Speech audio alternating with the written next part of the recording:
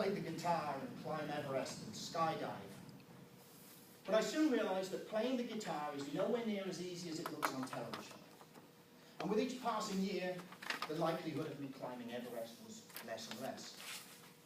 But skydiving remained a dream for a long, long time.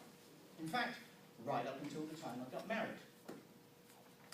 Fortunately, when I met my wife, I realized that she too longed to drift through fluffy clouds beneath a billowing canopy of a parachute. So it was destined we were going to try and freefall together. One day, I saw an ad in a local newspaper that said, "Experimental skydive system, no experience required." And I thought, that sounds good.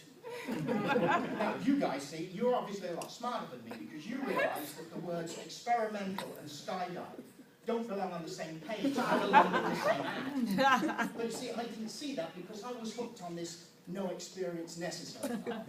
The last thing I wanted was another steep learning curve like the guitar. So, we were going to do this. For those of you who probably don't know much about skydiving, this system went on to become what's called a tandem jump. And that's a system where you don't actually get your own parachute. So already it doesn't sound that good, right?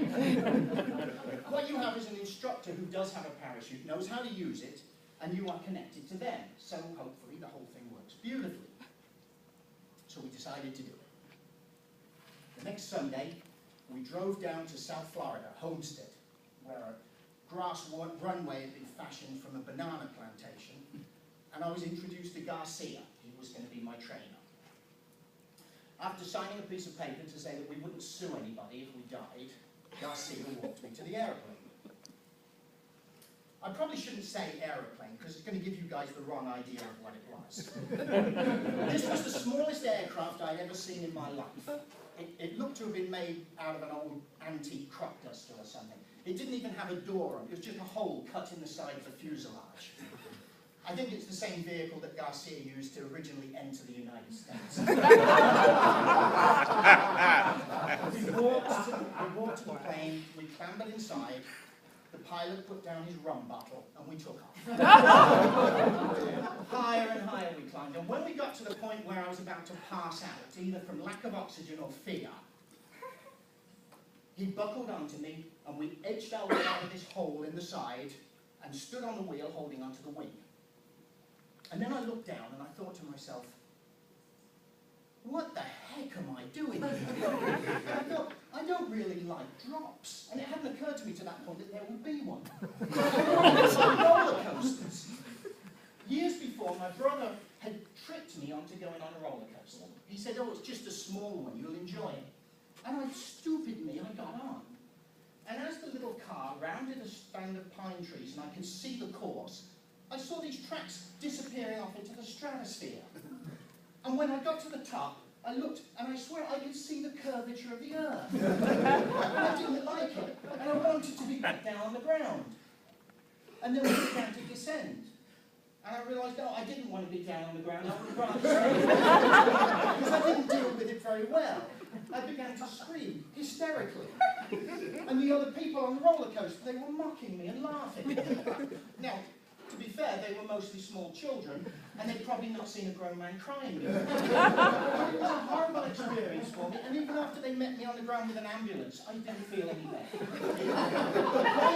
The point is, I vowed that I would never do anything that stupid again. So here I am, hanging on the wing of an aeroplane 12,000 feet up.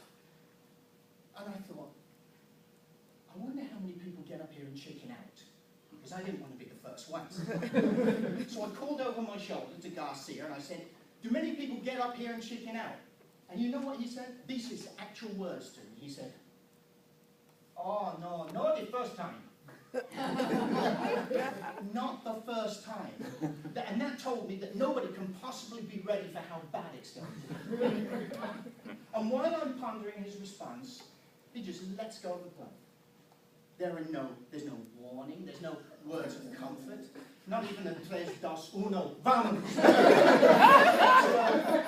And we began to fall. We began to fall so quickly. We began to waterfall faster than I thought it was possible for a human being to fall. And of course I did my hysterical screaming thing again, loud enough probably to be heard on the ground. I screamed and I yelled. I screamed like a schoolgirl being chased by an axe murder. It was horrible. And you know how bad it was? I was taking breaths between screams. I had this vision, looking back on it. I just felt that I was a huge pair of panicked eyeballs and a screaming mouth dropping through the sky. So I'd become a character in a Bugs Bunny cartoon, basically. The fact that I'm standing here before you today tells you that I didn't die. Better than not dying, though, I learned a lesson, because life is a great teacher. And I learned 3 incredibly important things that day, and I'm going to share with you today. Number 1, it is vastly different saying you're going to do something and actually doing it. That difference is called commitment. And commitment is the key to success. Commitment is the key to realizing your dreams and achieving your ambitions. You must have it. The second thing I learned, that once you do have that commitment, and you take that first step, like me, you may find it's impossible to turn back. And that will be a good thing, because completing what you do is very important. But the third, most important thing I learned, was about stepping outside of your comfort zone. Something we're all familiar with as Toastmasters. Pushing that envelope of fear. Becoming a better, stronger, more confident, more courageous person.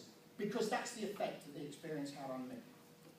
So much so, that I know now that if I'm ever on a plane, and it's crashing and somebody hands me a parachute, I'm going to give that sucker to somebody else. There's no way I'm going to go through a nightmare like that again. Thank you very much, Mr.